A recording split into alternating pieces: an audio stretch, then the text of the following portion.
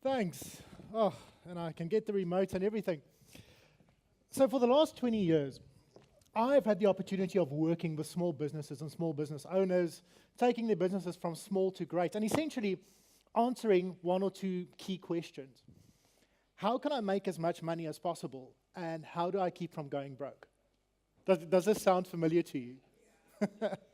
Look, if it doesn't, then your business is probably not old enough. But the reality is, if you look at small businesses in South Africa today, 87% of them fail in their first 12 months. And even if you make it past your first 12 months, 70 to 80% of businesses fail within the first 3 to 5 years that they're running. So the reality is, passionately as we believe in what it is that we do, and great as it might be that we are doing the things that we do, there are some risks that we can't control. So what I'm going to talk about for the next 15 minutes or so is, in my experience over the last few years or the last number of decades, I really am getting quite old. I don't even shave my head anymore, just that comes like this now. So if I'm going to run a business in today's world, what are the things I can do to protect those risks and make sure that I give myself the best possible chance of becoming successful? In my experience, one of the main reasons why we see so many business owners build great businesses and very often lose it all again, only to need to start over and over again, is because we fail to evolve our thinking as our businesses grows. And the reality is, what makes for successful thinking when it comes to a young business often is not the most optimal thinking when it comes to running and managing an established business. And I'll demonstrate this by virtue of my next level graphics. I'm a lawyer, so I have no friends. I'm a lawyer and I work in an insurance business. I'm very lonely. I've got unlimited internet at home. So I've got plenty of time to sort of get pictures and think about analogies. So in my experience, when I look at a young business, the first 2 years or so are probably the highest risk period that you're going to go through. We know how many businesses fail, and the reality is, I think I'm yet to meet a business owner that didn't really battle through the course of at least the first 24 months of running a business. And so what we do is we take all our time and all our money and all our efforts and all our energy, and we pour this into making this thing work, because really there is no alternative. Once we've done that up to a point where we actually start making some money, though, at that point our thinking has been conditioned. So for the last 2 years, I put everything I could into my business. So once we start making money, what is our gut reaction? We just keep reinvesting it into our business. And that's sort of plan A, make money. And that is important. But in my experience, as long as there's only plan A, the bottom line is, if something goes wrong with your business, there's nothing to protect your financial security against the impact of that. So one of the things we need to evolve over time is, as we start making money, is we need to start thinking about plan B in our business. Not only how do I go about making money, but how do I go about keeping money? So that eventually, even once something does go wrong in my business, I'm in a point where I'm financially secure. So how do we do that?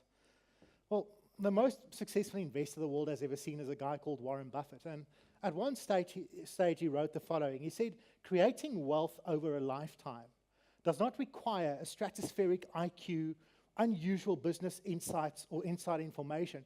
What's needed is a sound intellectual framework for making decisions, and the ability to keep our emotions from corroding that framework."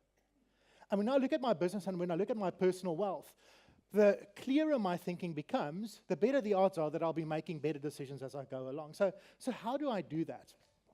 Well, to our mind, when we look at entrepreneurs and the universe of a business owner, there are 3 different types of assets, 3 different pools of stuff. And the rules and the thinking that applies to each one is subtly different. However, the clearer we are around what it is we're trying to achieve, the better our chances become of making decisions that will lead us to a more successful outcome.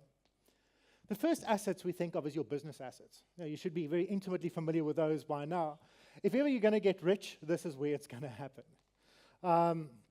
The bottom line is, these assets are and will always remain of a high risk, high reward nature, because they rely so heavily on you and what you do and how well you do it and the environment inside of which you do it. And sometimes, even if we're phenomenal at doing the stuff that we're doing, when things shift in our environment, there's very little that we can do to protect our businesses. We saw this with IT in the late 90s. We saw this with pharma about 10 years ago. We saw this in the building industry sort of 3-4 years ago. often those shifts happen. So what is critically important when it comes to building a sustainable business is understanding what those risks in your business are that you can protect, and going about protecting those risks as effectively as possible. To my mind, when I look at a business, I think of a business as a little bit of a water tank. The water is the money. When we start out, that tank is pretty much empty, or as close as damn it to it. And in order for a business to become financially sustainable, what we need to do is we need to sort of fill this up with money all the way. So how do we do that? Well, we do that by managing two dynamics. The first is to make sure that we secure inflows into our business as much as we can, that we make all the money that we can. I'm going to talk a bit more about what we can protect and plan for inside of that context.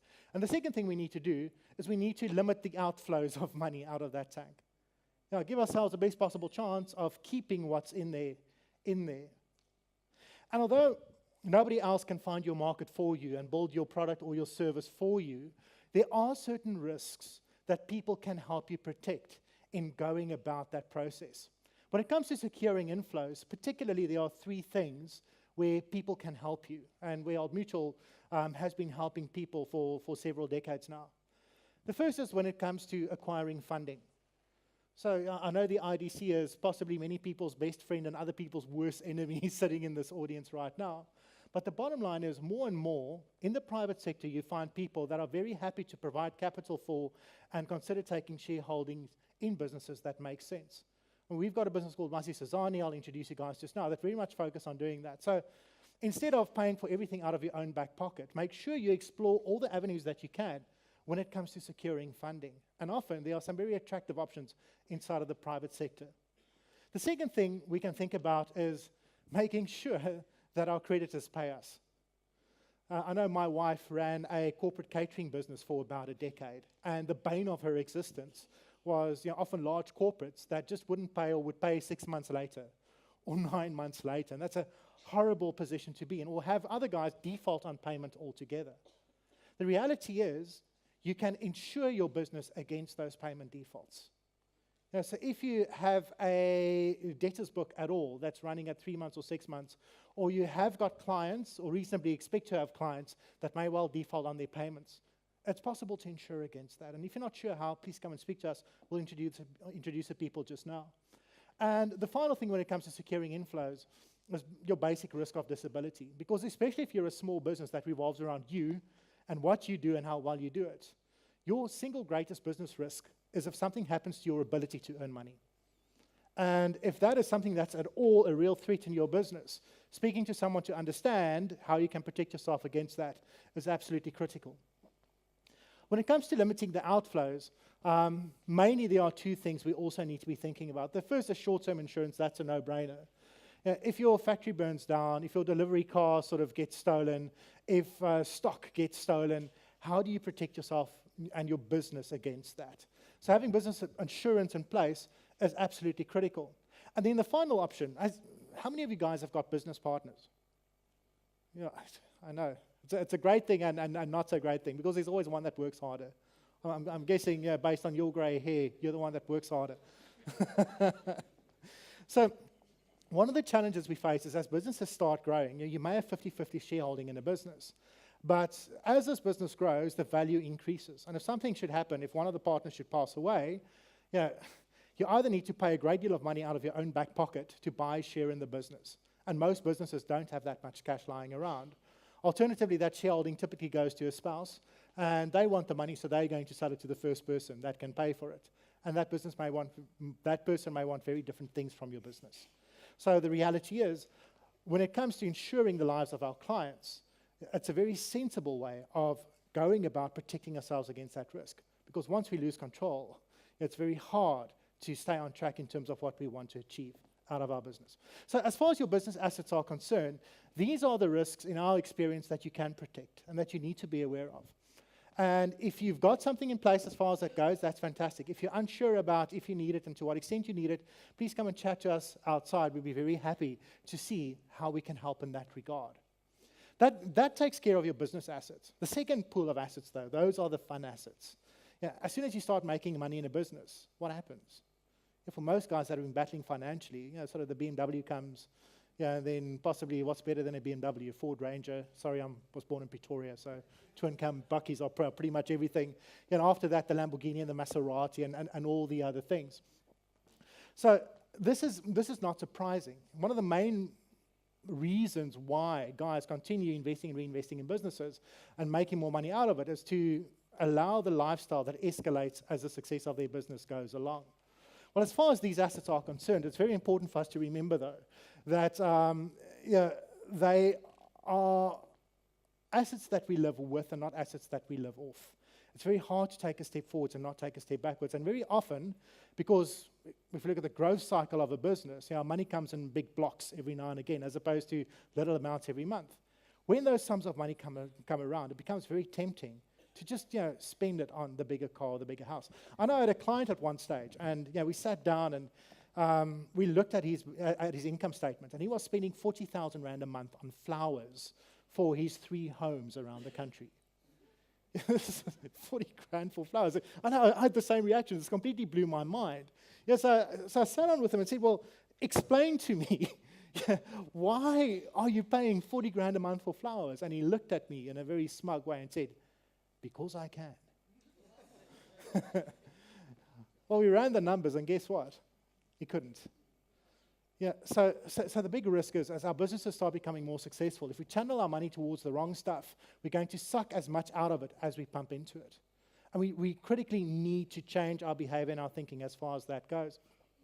So what are the things, once we start making money, once we start becoming successful, we should be focusing on to make sure that our lifestyles remain sustainable?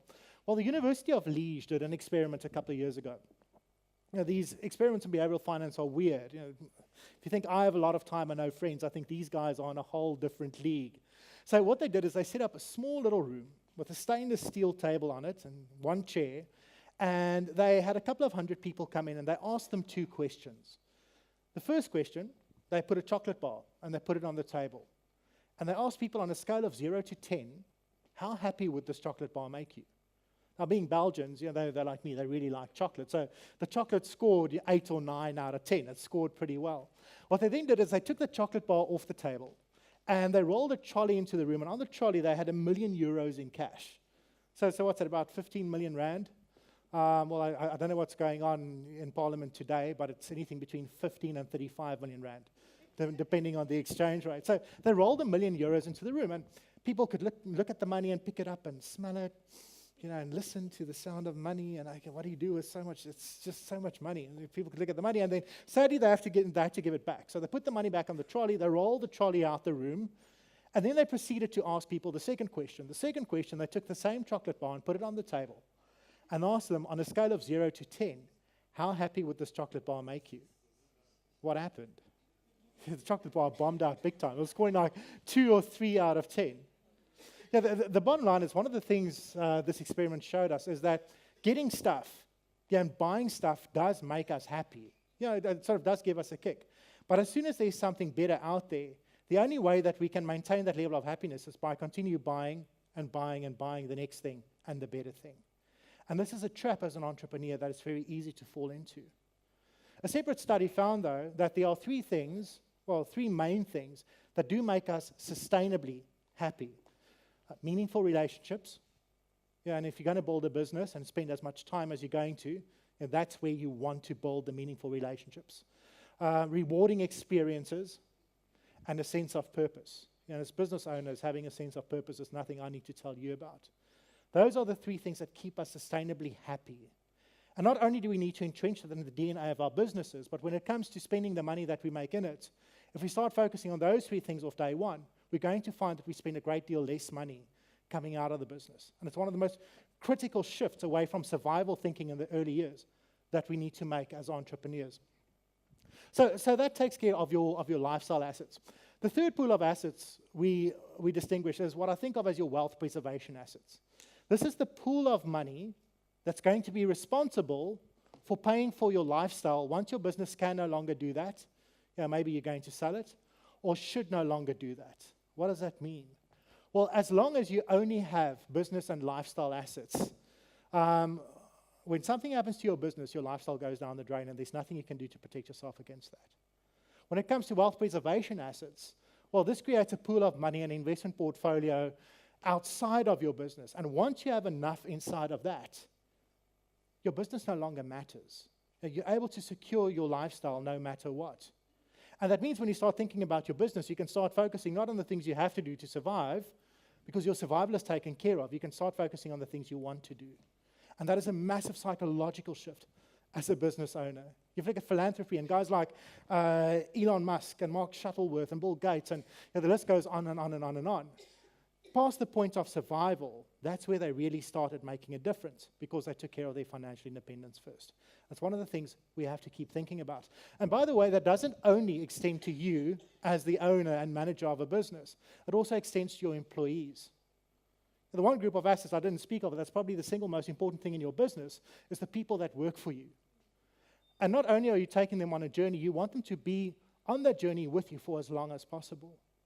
And the more closely to your business their financial security and well-being is tied, the better the chance you're going to hang on to them. So stuff like corporate benefits really starts making a great deal of sense in this context. Having taken care of that, now I worry about this slide. I sometimes, in these politically sensitive times, I wonder if this is still politically correct. So if you're a woman, I don't know, imagine a really good-looking man. Okay, no, it's or substitute my face and my body for anyone else. Once we've got a plan B in place, once I've got a wealth preservation strategy in place, one of the greatest dangers I face is what in behavioral finance terms is called distractive risk. Because if your business is doing well and is going to continue doing well, it's very hard to put money aside into something boring that just continues ticking over. Especially if the size of my business doubled over the last 2 years and my investment portfolio only went up by 10%. It's a very dangerous way of thinking. It's very easy then to just take the savings money and chuck it back into your business. And if you do that, you're actually not managing away from your business risk at all. So it's something we need to be particularly sensitive about. So in summary, as I'm going to ask the guys of the team to sort of come up so they can briefly introduce themselves, what are the things as a business owner that we can do and should be doing anytime, guys, would be good. What are the things we can be doing and should be doing to manage some of the financial risk in our lives? Well, firstly, know what your business risks are and protect yourself as much as possible. And there are other people that can help you do that, and in a second you'll meet a few of them, but continue looking at, can I insure it? Can I fund it? Are there external parties that can help me deal with that risk? Secondly, have a get rich and stay rich plan. That's the only way you're going to financially secure yourself. And finally, partner with the right people to help you do that. Usually at the end of the presentation, I like to end with a quote by a famous person, to show how incredibly deep I am. And I think you'll agree with me, when it comes to famous people, even more so than Madiba, there is no one more famous than the Batman. In the movie Batman Begins, at one stage, Batman says the following. He says, "It's not who we are underneath, but what we do that defines us." As a business owner, we know about the things we could be doing and should be doing to protect ourselves, our business, and the people that work for us. That's who we are underneath. We know that. But until the day that we do something about it, there's nothing that we're actually doing to take some of that risk away. Well, anyway, guys, that's me for now. I'm briefly going to hand the stage over to these four guys. They're going to talk about what it is that they do. And if one of these areas specifically speaks to the risks in your business, and the areas that are causing you to lose sleep at night, please come have a chat to us afterwards. We're available at the Old Mutual stand.